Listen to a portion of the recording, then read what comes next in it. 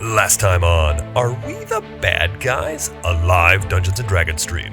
Our quintet, newly solidified with team member Ben the Birdness Bard, set out to look for a key that the evil cleric was looking for right before Bug turned him into Cleric Pate. They followed a map into the woods and were quickly surrounded by goblins that they killed. Maris celebrated by drinking some of Beatty's special brew and promptly passed out. We aren't sure what's in Beatty's flask, but it's probably what they used to sterilize feral cats. Ben took on the task of dragging around Maris's passed out body, and then they came across a scary looking tower that everyone else decided was totally cool for Kratos to beast form into a mouse and go check out. It turned out to be filled with zombies, and that's when we discovered what scared the living shit out of the group's designated dickhead. Once the group engaged the zombies in battle, the zombies proved to be exactly like a book written by Neil Gaiman. Difficult to put down. Anyway, the group hacked and slashed their way through the dungeon until finally they came upon a ghost.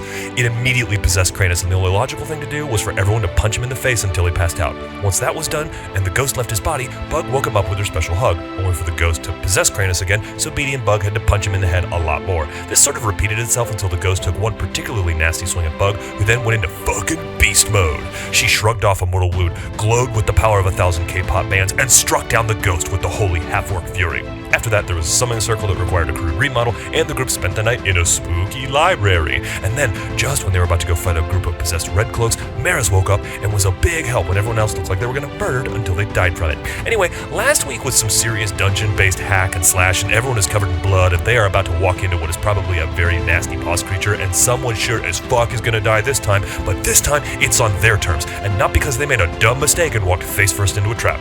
This wasn't as emotional as previous episodes, which in a way is kind of good, and I suspect that a lot of the group is substituting emotional growth with wanton violence, but it seems to be more cost effective than a therapist. Also, we haven't bought the D&D Beyond source book that allows us to use mindfulness therapy feats, so we're all just gonna have to settle for some bloodshed instead. Hey, do you need me to help fill in with some of the color commentary? Nope, but I'm sure he'll be back when one of our protagonists gets a hangnail or some shit. Now you're all caught up on what happened last time on Are We the Bad Guys? A live Dungeons & Dragons stream. Now, let